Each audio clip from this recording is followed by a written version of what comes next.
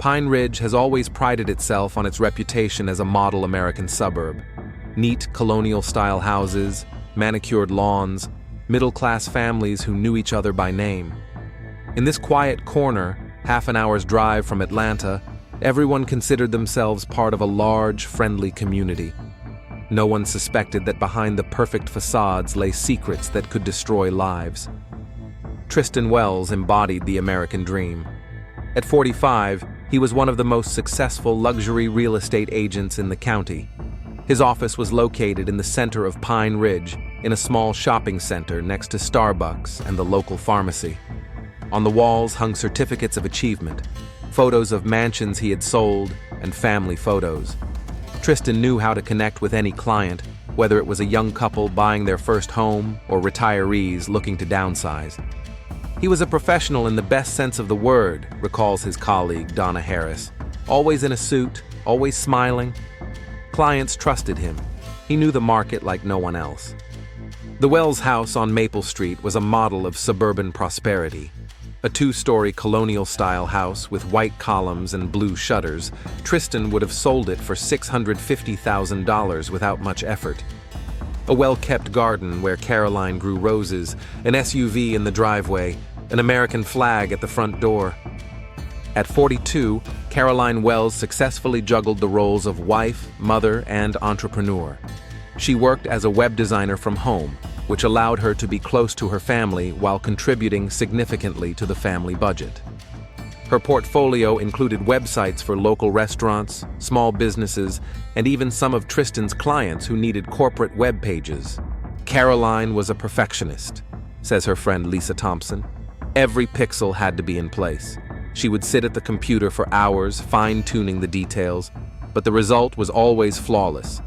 Their daughter Emma, a 15-year-old high school senior, was the pride of her parents. She was an excellent student, played on the school volleyball team, and planned to attend a university with a medical focus. To their neighbors, the Wells family was the epitome of a happy American family. But behind this facade, cracks were forming that would only deepen over time. The first signs that something was wrong appeared about 2 years ago. Tristan began working late more often than usual. He explained this by the growing number of clients and complex deals that required extra time. Caroline did not suspect anything bad. The real estate business was indeed unpredictable, and successful agents often worked irregular hours. "I thought he was just very dedicated to his work," Caroline later admitted to investigators. "He had always been ambitious. I was even proud that we had such a determined father in the family." However, Tristan wasn't spending all those evenings at the office. On about 7 Thursday evenings, he found himself in a completely different part of Atlanta, in a neighborhood that contrasted sharply with the respectable Pine Ridge. The Rainbow was a small gay bar in the Midtown area, where the atmosphere was radically different from the life Tristan led during the day. The bar was located in an old brick building that had once been a warehouse. Inside, dim lighting, soft music, and an intimate atmosphere created a sense of safe haven for those seeking acceptance and understanding. Regulars knew each other by sight, although many preferred to remain anonymous in their daily lives. It was here, behind the bar, that Jason Rivers worked. At 28, Jason possessed a special magnetism that made him the perfect bartender. He knew how to listen without judging, could hold a conversation on any topic, and always sensed when a customer just needed some quiet time. Tall, slender, with attentive eyes and a good-natured smile, he was the kind of person people gravitated toward. Jason understood everyone who came here, says bar owner Tommy Castillo. He could tell when someone was nervous on their first visit. He knew how to make people feel at home. Tristan first appeared at Rainbow on a cold February evening in 2023. He sat in the corner, nervously glancing at the door and sipping whiskey. Jason immediately understood that he was looking at a man who was just beginning to acknowledge his true nature. He had seen many like him, successful middle-aged men who had spent their entire lives playing the role prescribed for them by society. He looked lost, Jason later recalled. An expensive suit, a wedding ring, the look of a man afraid of his own desires. I approached him not as a bartender to a customer, but as one man to another. Their first conversation lasted only a few minutes. Tristan introduced himself simply as T, without giving his full name. He said he worked in real estate, lived in the suburbs, and had decided to come to a place like this for the first time. Jason didn't pressure him or ask unnecessary questions. He simply created an atmosphere in which Tristan could be himself. Over the next few months, Tristan came irregularly, sometimes disappearing for several weeks, sometimes showing up twice a week. Gradually, he began to open up. He talked about his family, about the pressure he felt to live up to the expectations of those around him, about how he was afraid of destroying the lives of the people he loved. He said he couldn't hurt his wife and daughter, Jason recalls, but at the same time, he knew he couldn't live a lie anymore. It was tearing him apart inside. By the summer of 2023, their relationship had grown beyond friendly chats at the bar. They began meeting at Jason's apartment in Little 5 Points, a modest dwelling that was a far cry from the luxurious home in Pine Ridge. Here, surrounded by books, vinyl records, and plants that Jason grew as a hobby, Tristan could shed his mask of a successful family man. "Those were the only hours of the week when I felt like myself," he confessed to Jason. But the deeper their relationship grew, the harder it was for Tristan to return to his normal life. At home, he became distracted and often withdrew into himself. Caroline attributed this to work stress, but sometimes she caught herself thinking that her husband seemed like a stranger to her. "He was physically present, but mentally absent," she later recounted. "We used to be able to talk for hours. Then our conversations boiled down to everyday issues. Tristan was tormented by guilt. He loved his family, but he couldn't give up his relationship with Jason. He considered confessing to Caroline, but each time he backed down, imagining how their familiar world would collapse. "I didn't know what to do," he told Jason during one of their meetings. "Whatever I chose, someone would get hurt." In the fall of 2024, the situation seemed stable, albeit tense. Tristan had learned to live two lives, carefully dividing his time between his family and Jason. Caroline continued to work on her projects, unaware of her husband's double life. Emma was preparing to graduate from school, but this fragile stability was doomed. Too many lies, too many hidden emotions, too many people living in ignorance. In a small community where everyone knew each other, such secrets could not remain hidden forever. The first cracks in the facade of the perfect family were bound to appear very soon, threatening to destroy not only Tristan and Caroline's marriage, but also the lives of everyone involved in this complex web of relationships. January 2025 brought new complications into Tristan Wells' life that he could not have foreseen. It all started on a normal workday, when a man in his mid-30s walked into his office with a briefcase full of architectural drawings and a confident smile. "My name is David Clark," he introduced himself, extending his hand. "I'm an architect who recently moved here from Charlotte. I'm looking for a house in your neighborhood." Tristan felt an unusual excitement as he shook the stranger's hand. David was an attractive middle-aged man with attentive gray eyes and that special charisma that comes with education and success in a creative profession. He wore jeans and a cashmere sweater, a style that spoke of good taste without ostentatious luxury. "What brought you to Pine Ridge?" Tristan asked, seating the client in a chair across from his desk. "A new job," David replied. "I was invited to join an architectural firm in Atlanta." Pine Ridge seemed like the perfect compromise, close enough to the city, but quiet and beautiful. For the next hour and a half, they discussed David's real estate preferences. He needed a single-person home, preferably with the option of setting up a home office. His budget allowed him to consider some very decent options. But Tristan noticed that he was more interested in David himself than in the professional details of the deal. "Are you married?" Tristan asked as he looked through the documents. "No," David replied briefly, a note of caution flashing in his voice. "And you?" "Yes, 15 years. Wife, teenage daughter Tristan uttered these words automatically, but felt a strange awkwardness. Over the next 2 weeks, Tristan showed David 7 houses. Formally, it was just normal customer service, but both men felt a special connection developing between them. David asked thoughtful questions, shared his plans for possible remodeling, and talked about his projects. Tristan found that their meetings became the highlight of his workdays. He wasn't just a client, Tristan later admitted in a conversation with Jason. You could talk to him about anything: art, architecture, travel. He broadened my horizons.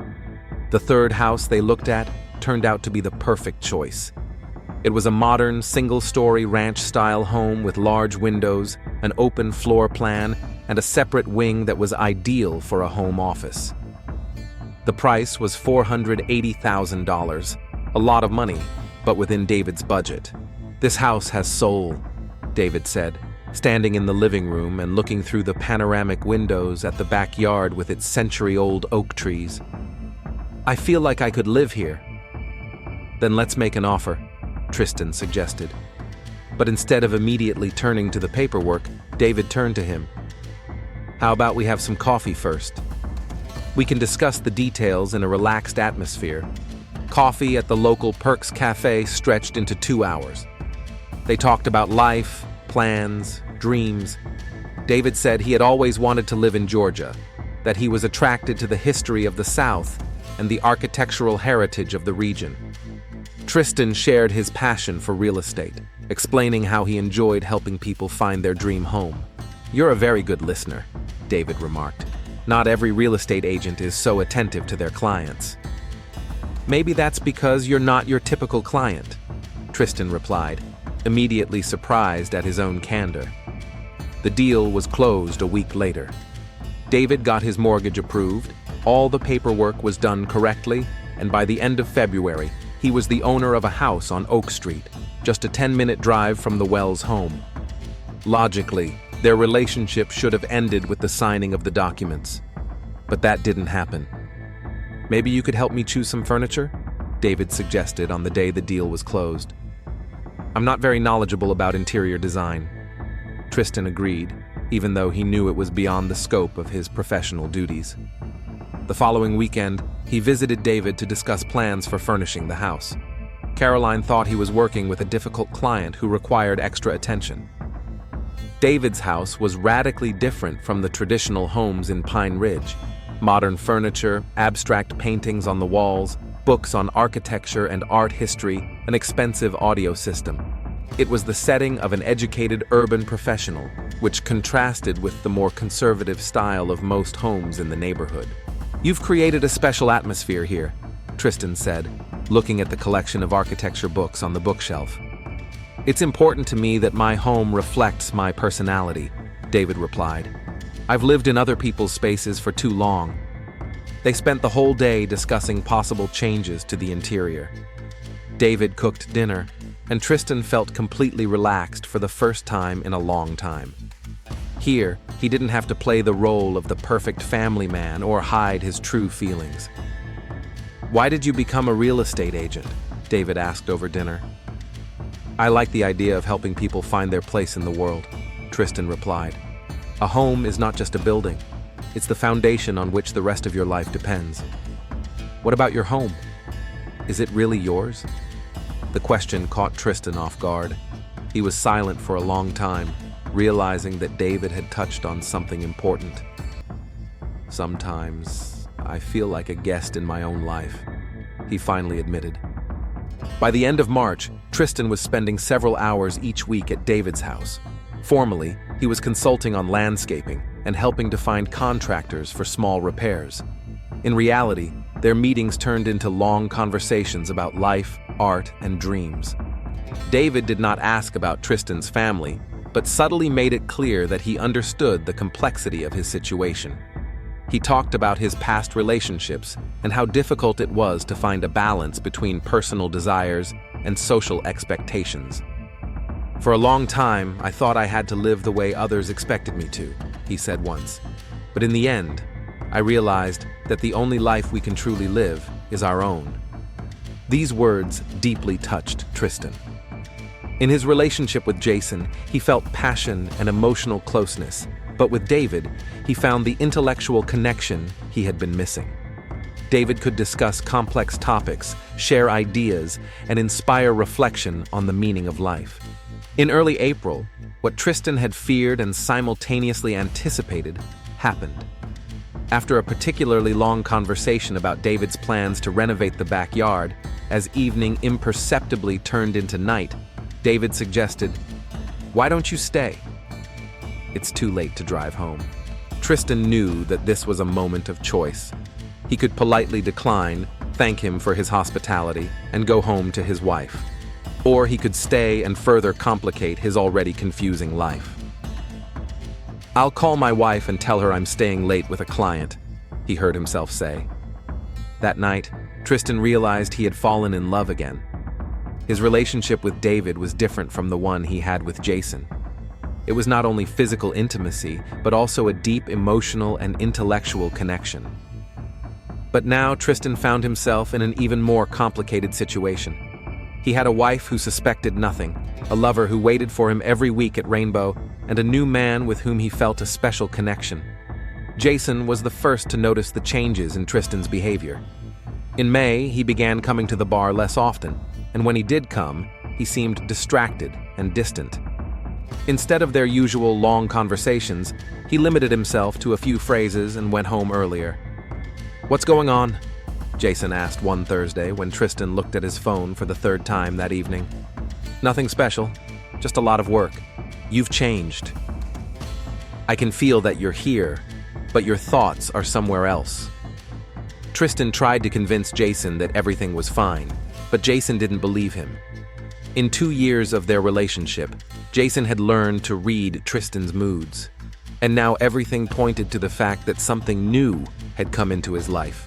Jason agonized over his suspicions for several weeks, then decided to find out the truth. One day, when Tristan said he couldn't come to the bar because of an important client, Jason drove to Pine Ridge. He found Tristan's office and waited patiently in a cafe across the street until he showed up.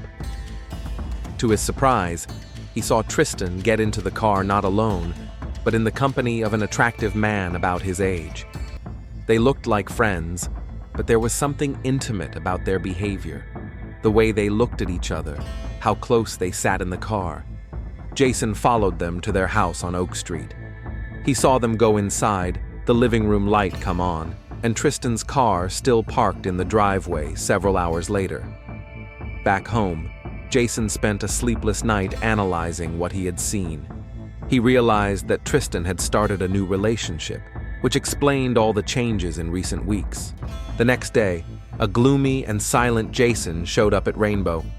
His colleagues noticed that he had become more abrupt with customers and lost in his own thoughts.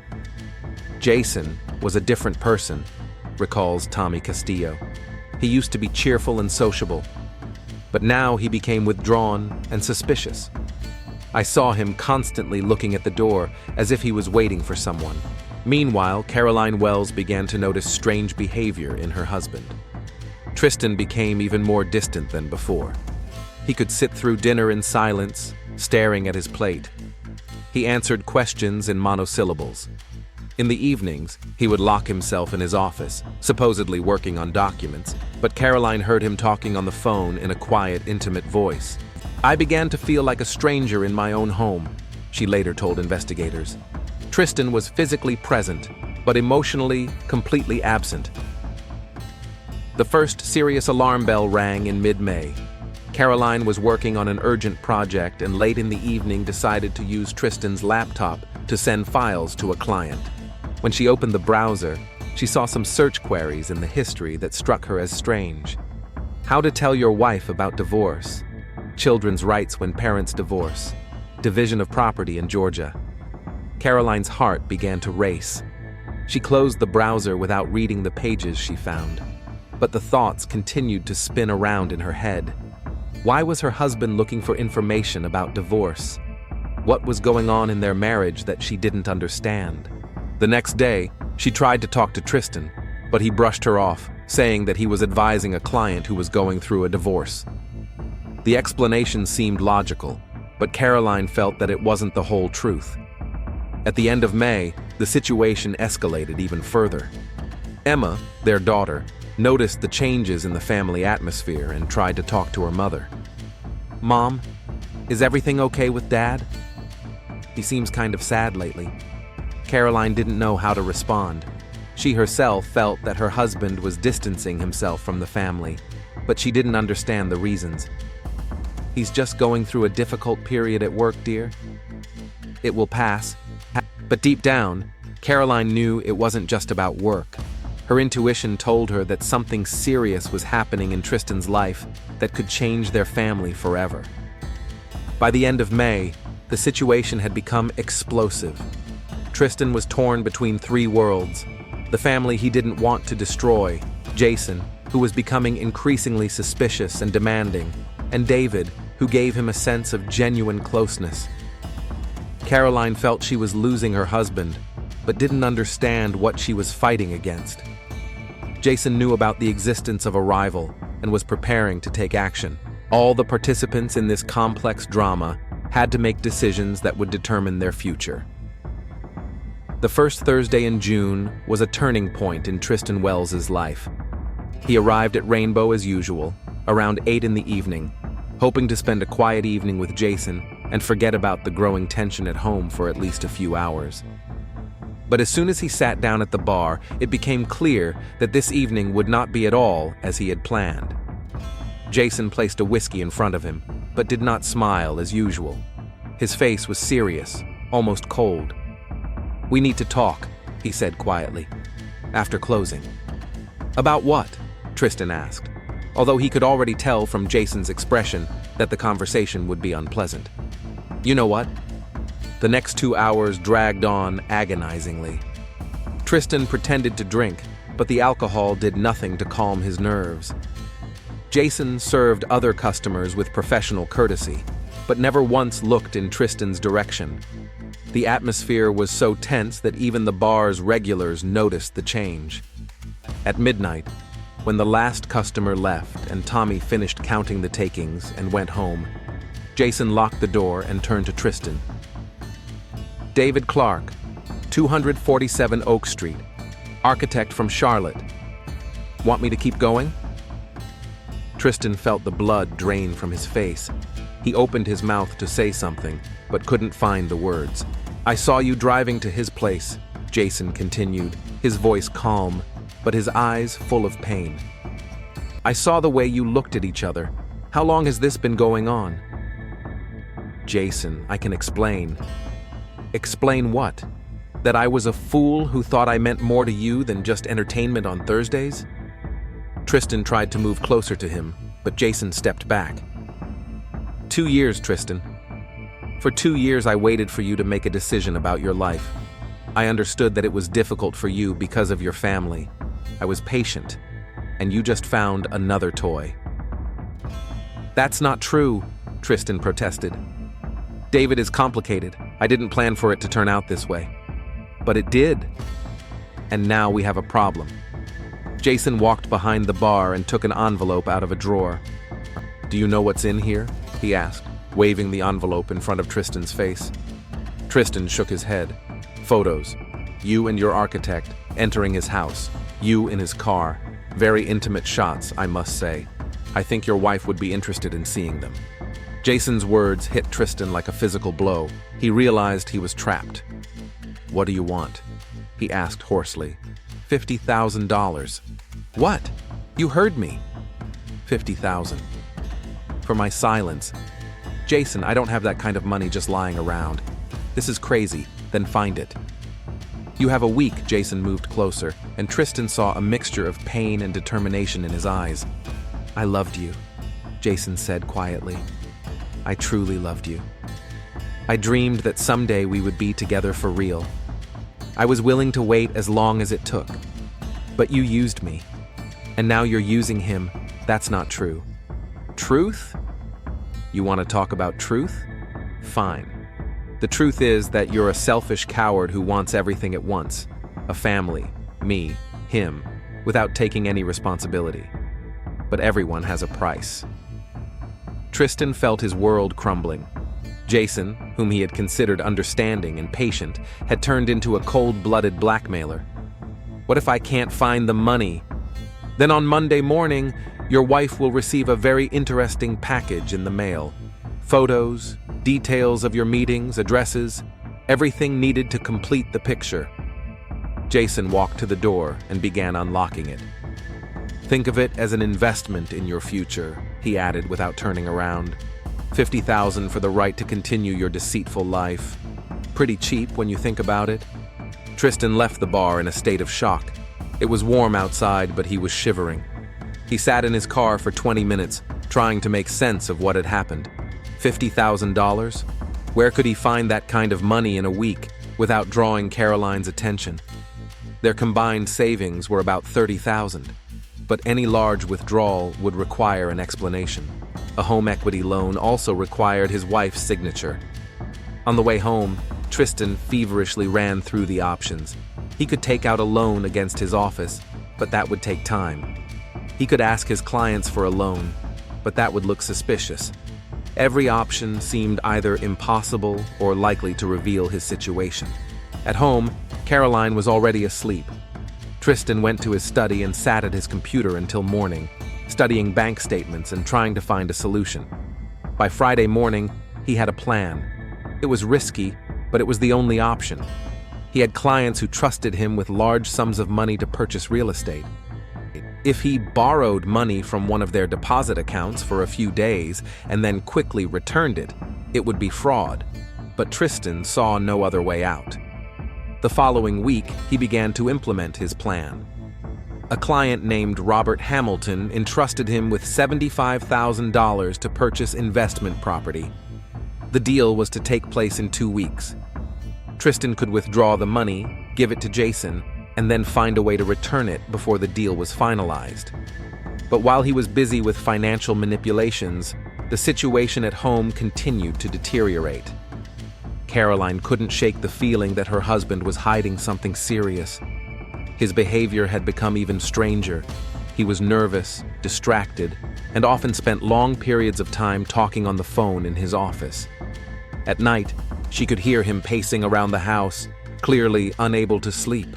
On Tuesday evening, when Tristan left for a meeting with a client, Caroline decided to take action. She knew the password to his phone, their wedding date, and decided to check her suspicions. What she discovered exceeded all her fears. The phone was full of messages from unknown numbers, short but clearly intimate phrases. Missing last night. When will we see each other again? Thinking of you. Caroline felt the ground slipping away from under her feet. Her husband was cheating on her. But what shocked her most was that the names of the senders were male: Jason, David. She reread the messages several times, trying to find another explanation, but the meaning was obvious. Tristan was not seeing just one woman, but men, possibly several. "My world collapsed in a second," she later told investigators. "I thought I had known this man for 15 years. It turned out I didn't know him at all."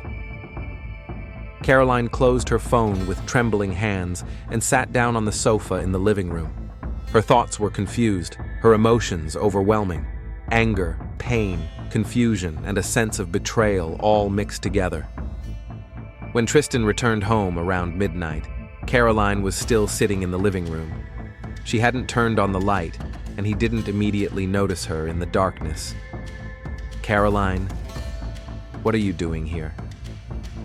"Waiting for you," she replied calmly. "We need to talk." Tristan turned on the light and saw his wife's face. She was pale but calm. There was something in her eyes that made him wary. "About what?" "About Jason, about David, about who you really are." Tristan felt his legs go weak. His worst fears were coming true. "Caroline, I can explain." "Explain what?" "How you lied to me for 15 years, how you cheated on me with men, how you endangered the health of our family." Caroline's voice was steady, but Tristan could hear the notes of hysteria she was holding back with sheer willpower. "It's not what you think." "Then what is it? Explain to me what these messages mean. Explain why my husband is seeing other men." Tristan sat down opposite his wife, realizing that lying was no longer an option. "I got confused, Caroline. I didn't want to hurt you, but you did. You destroyed our family with your secrets." For the next hour, they spoke quietly so as not to wake Emma. Tristan tried to explain his situation, to tell her how long he had struggled with his feelings, how he had tried to save his family. Caroline listened silently, occasionally asking clarifying questions. "How many are there?" she finally asked. "2. Do you love them?" Tristan hesitated with his answer, but decided to be completely honest. "Yes." "And me?" "In my own way, yes, but not the way a husband should." Caroline nodded, as if she had expected that answer. "What will happen to us now?" "I don't know," Tristan admitted. "I'm so confused that I can't see a way out." The next morning, they told Emma that they needed time to figure out their relationship. The girl took the news with teenage drama, but her parents agreed not to go into details for now. Meanwhile, the situation with Jason was becoming increasingly critical. Tristan had 3 days left before the ultimatum expired, and he still couldn't access the client's money. The bank was demanding additional documents for a large withdrawal. On Thursday evening, Tristan came to Rainbow with the hope of negotiating a delay. "I don't have the money," he said bluntly to Jason. "I need more time." "Time's up," Jason replied coldly. "I told you a week." "Jason, please. My wife already knows everything. Our family is falling apart.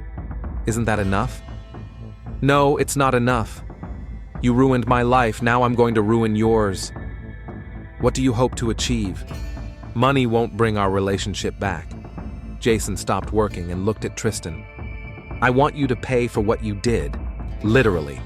50,000 is the price for years of lies." On Friday morning, Caroline woke up with a firm decision. She could no longer live in this atmosphere of uncertainty and lies. She needed answers, and she was going to get them. She knew that Tristan was meeting one of his lovers every night. Perhaps it was time to meet them in person and find out what was going on in her husband's life. By the end of the week, everyone involved in the drama was on edge. Tristan was cornered by Jason's financial demands and his wife's suspicions. Caroline was tormented by uncertainty and feelings of betrayal. Jason was preparing to carry out his threat. David, the only one who was still unaware of the developing crisis, continued to meet with Tristan, but even he was beginning to notice changes in his lover's behavior. The situation had reached a critical point, and all those involved had to make decisions that would determine their future fate. Secrets, lies, and emotional tension created an explosive mixture, ready to detonate at any moment and change the lives of everyone involved in the tragedy. Saturday, June 14th, began as a normal day off for the Wells family. Emma left to spend the day with a friend, leaving her parents alone with their problems. Caroline worked in her home office, trying to focus on her current projects, but her thoughts kept returning to her conversation with her husband and the uncertainty of their future. Tristan spent the morning in his study, desperately trying to find a solution to their financial crisis. Jason's ultimatum was due on Monday, and he still didn't have the money. Every phone call made him jump. Every message could be a threat from his former lover. Around 2 o'clock in the afternoon, Tristan couldn't take the tension anymore and called David. "I need to see you," he said, trying to keep his voice down. "What's wrong?" "You sound terrible. Everything is falling apart. Caroline knows. About us, about Jason, about everything." There was silence on the other end of the line. "Come over," David finally said. "We'll figure it all out." Tristan told Caroline he was going to the office and went to David's, but Caroline no longer believed her husband's explanations. She decided to follow him. At the house on Oak Street, Tristan told David the whole truth about Jason's blackmail, about his wife discovering their correspondence, about his financial problems. David listened silently, his face growing increasingly serious. You didn't tell me you had another lover, he finally said. I didn't know how to explain. Jason was before us, but it continued during us.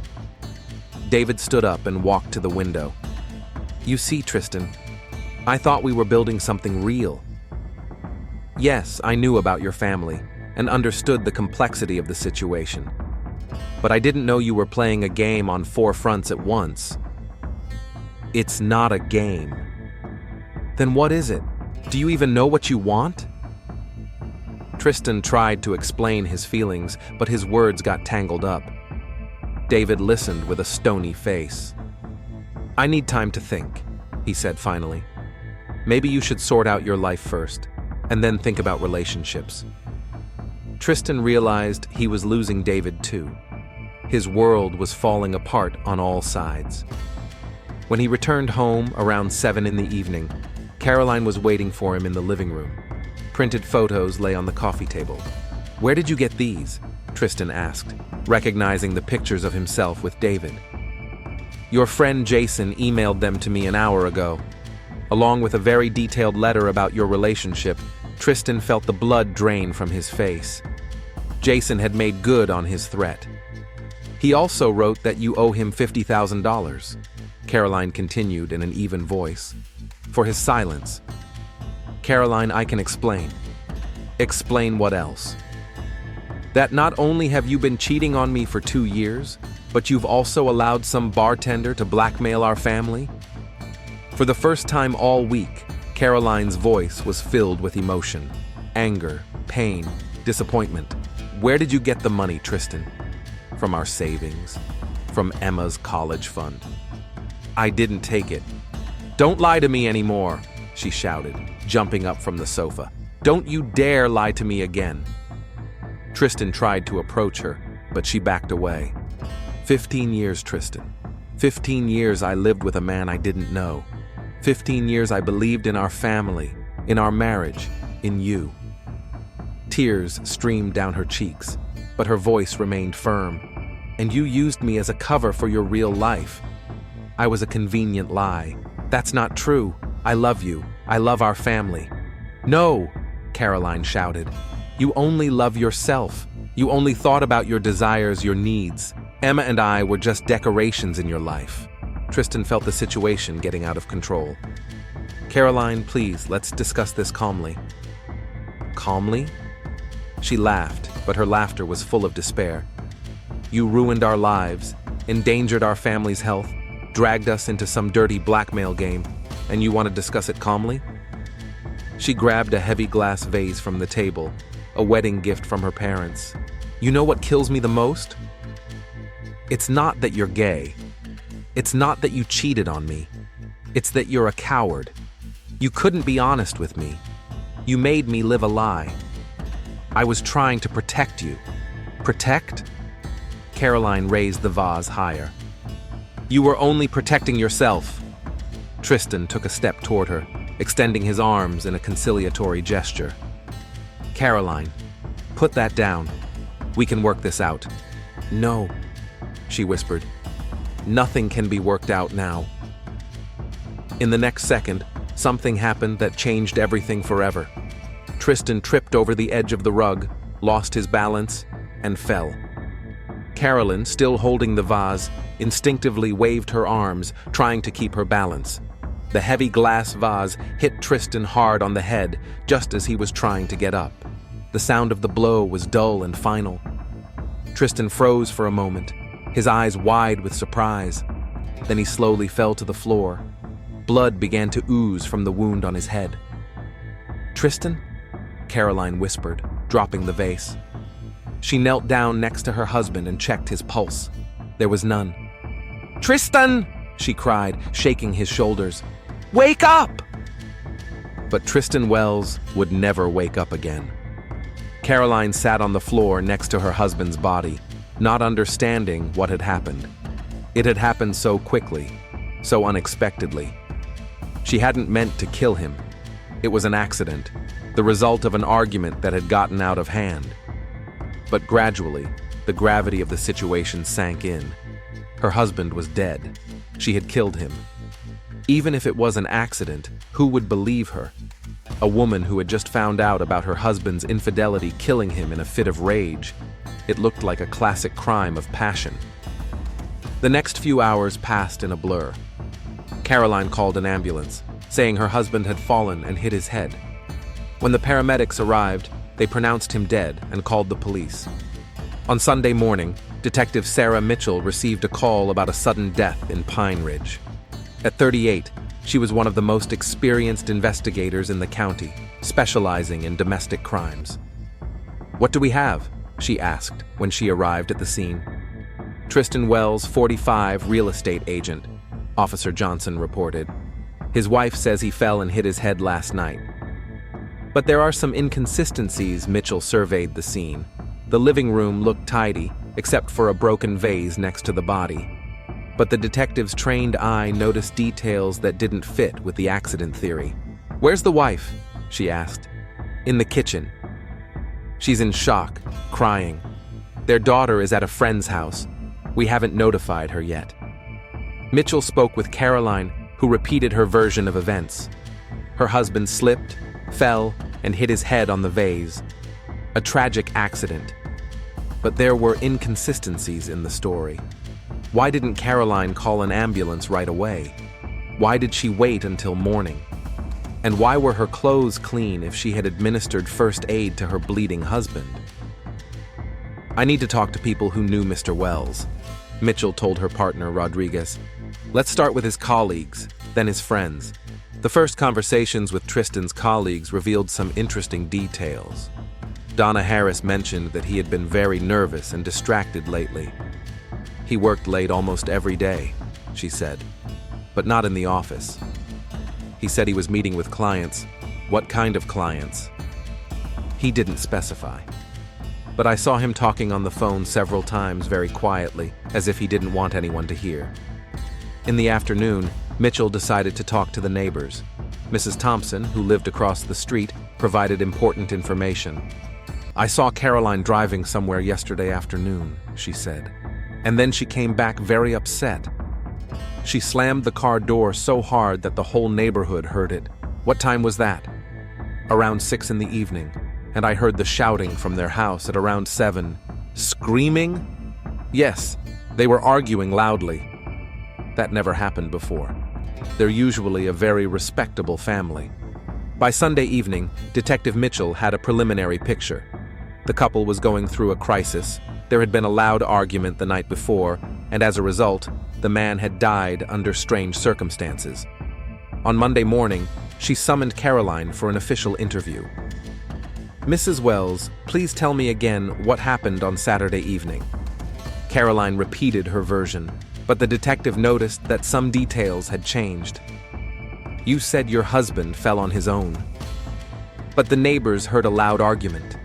We were discussing family problems. Voices were raised, but it wasn't a fight." "What family problems?" Caroline hesitated with her answer. "Financial difficulties, problems at work." Mitchell realized that the woman was hiding something important, but she didn't have enough evidence to make an arrest yet. Meanwhile, the investigation continued. Detectives examined Tristan's phone and found correspondence with several men. The picture began to clear up. The deceased had a secret personal life which his wife may have recently discovered. "We need to talk to these people," Mitchell said, looking through the contact list. "Jason Rivers and David Clark. Let's start with them." The investigation had only just begun, but it was already clear that Tristan Wells' death was not a simple accident, but the result of a complex family drama hidden behind the facade of a perfect suburban life. Detective Mitchell's Monday began with a visit to the Rainbow Gay Bar. She arrived around 11 a.m. when the establishment was closed to customers, but the owner, Tommy Castillo, agreed to meet with her to talk about Jason Rivers. "Jason's a good guy," Tommy said, seating the detective at a table in the empty bar. "He's a reliable employee and the customers love him. But lately he's been kind of tense." "Tense in what way?" "Gloomy, quiet. He used to joke around with the customers, create a good atmosphere. But in the last few weeks, he's been working mechanically, without soul." Mitchell showed him a photo of Tristan. Have you seen this man in your bar? Tommy looked closely at the photo. Yes, he came in regularly, for 8 or 9 months. He always sat at the bar and talked to Jason. I thought they were friends. When was the last time you saw him? Last week, Thursday, I think. He and Jason were talking seriously about something after closing time. I went home and left them alone. Jason Rivers lived in a small apartment in the Little 5 Points neighborhood. When the detectives arrived, he looked as if he hadn't slept in days. Mr. Rivers, we're investigating the death of Tristan Wells. We know you knew him. Jason invited them into his apartment. Mitchell noticed that the place was tidy, but she could sense the owner's tension. Yes, I knew Tristan, he admitted. We were seeing each other. What do you mean, seeing each other? We were in a relationship for almost 2 years. Jason recounted his relationship with Tristan, leaving out no details. He described how he met the married man who was struggling with his sexual identity, how their relationship developed. When did you last see him? Mitchell asked. Thursday night, at a bar. What did you talk about? Jason hesitated to answer but realized there was nothing left to hide. I found out he had another partner, David Clark. I was angry. How angry? Angry enough to demand compensation. Mitchell and her partner exchanged glances. What kind of compensation? $50,000 for my silence. You blackmailed Mr. Wells? Yes, Jason admitted quietly. I have photos of him with David. I threatened to send them to his wife if he didn't pay. And what did he say? He said he didn't have that kind of money. He asked for time. Did you carry out your threat? Jason nodded. On Saturday afternoon, I emailed the photos and a letter to his wife. I was angry and wanted to hurt him. Detective Mitchell understood that she had a strong motive for murder. A blackmailer who didn't get his money and decided to take revenge. Where were you on Saturday evening between 7 and 9 o'clock? At home. Alone. Any witnesses? No. After talking to Jason, the detectives went to see David Clark. The architect met them at his home on Oak Street, looking confused and depressed. I can't believe Tristan is dead, he said, seating his guests in the living room. I saw him on Saturday afternoon. He was upset, but alive and well. What did you talk about? He told me that his wife had found out about our relationship, and that someone was blackmailing him. David confirmed the information about Jason and told them about his relationship with Tristan. We met in January when I was buying the house. At first, it was just a business relationship, but then something more developed between us. Did you know he was married? Yes, and that he had another lover. Tristan didn't hide the complexity of his situation. Where were you on Saturday night? Here, at home. After talking to Tristan, I thought a lot about our future. To be honest, I decided it would be better for us to break up. Any witnesses? No, I was alone. By Monday evening, Detective Mitchell had a clear picture of the events. Tristan Wells was leading a complicated double life. He was being blackmailed by his former lover. His wife had found out about his infidelity. All 3 key figures had motives for murder, and none of them had an alibi. On Tuesday, investigators received the autopsy results. Medical examiner Dr. Henderson confirmed that death was caused by traumatic brain injury, but the nature of the wound raised questions. The blow was delivered with a blunt object with great force, he explained. The trajectory of the blow is not consistent with a fall. It was a deliberate blow from above, so it wasn't an accident. Highly unlikely. Someone struck this man on the head with a heavy object. The case was now officially reclassified as a homicide. Mitchell focused on 3 suspects, but gradually Jason Rivers became the prime candidate. He had the strongest motive. He had lost his lover and had not received the blackmail money. He had access to Tristan's home. Tristan could have let him in voluntarily, and he had no alibi. On Wednesday, detectives obtained a search warrant for Jason's apartment. They were looking for traces of blood and clothing that could indicate involvement in the crime, but they found nothing. Either he cleaned up very thoroughly, or he's not the killer. Rodriguez said. Meanwhile, Mitchell continued to investigate the details of the Wells family life.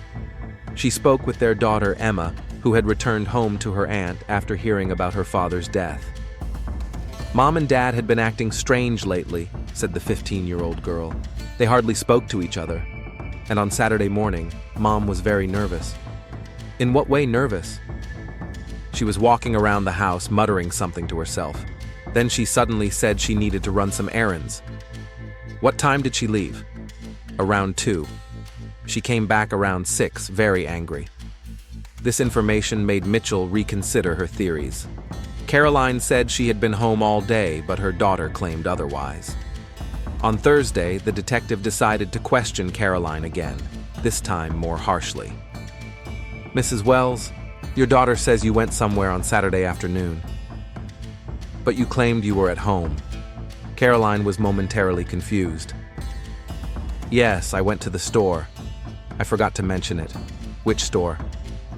"The grocery store. To get groceries for the week." "Do you have a receipt?" "No, I lost it." Mitchell took a printout from her folder. "This is CCTV footage from Oak Street. Your car was recorded there on Saturday at 2:30 p.m. Caroline turned pale. "What were you doing on Oak Street, Mrs. Wells?" A long pause. Caroline realized that lying was no longer helpful. "I went to see him." "David Clark." "Why?" "I wanted to see the man my husband was seeing. I wanted to understand what he saw in him that he didn't see in me." "Did you talk to him?" "No. I just sat in my car across from his house. Then I saw Tristan arrive. I saw them hugging at the door." Caroline's voice trembled with emotion.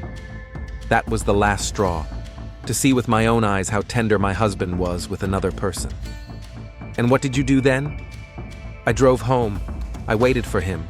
Mrs. Wells, the autopsy showed that your husband was murdered. It was not an accident." Caroline was silent for a long time, then her shoulders slumped. "I didn't mean to kill him," she whispered. "It happened so fast. Tell me what really happened." And Caroline told the truth. About how she got the photos from Jason, how she went to David's, how she waited for her husband at home. About the argument that got out of control. "I was so angry. So many years of lies, betrayal. When he said he loved them both, I just lost control." "You hit him with a vase?" "Yes. He fell, and I realized he was dead. I was scared. I thought that if I told the truth, I would be charged with premeditated murder."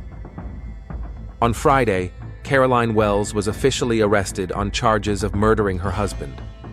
Detective Mitchell closed the case, which began as an accident but turned out to be a family tragedy.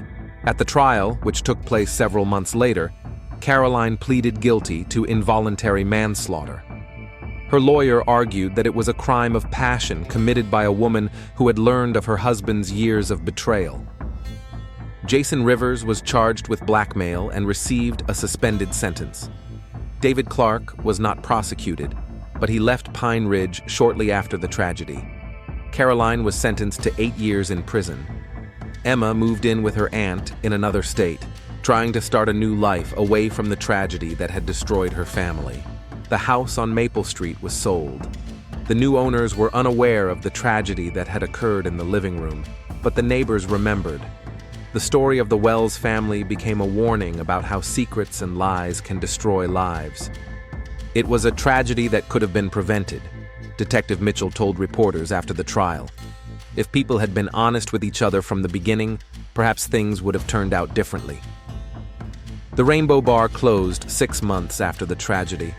Tommy Castillo said he could no longer work in a place that reminded him of how love had turned to hate and death. Life in Pine Ridge gradually returned to normal, but the story of Tristan Wells served as a long-lasting reminder that behind the facade of a perfect life, there can be secrets that can destroy not only families, but also lives.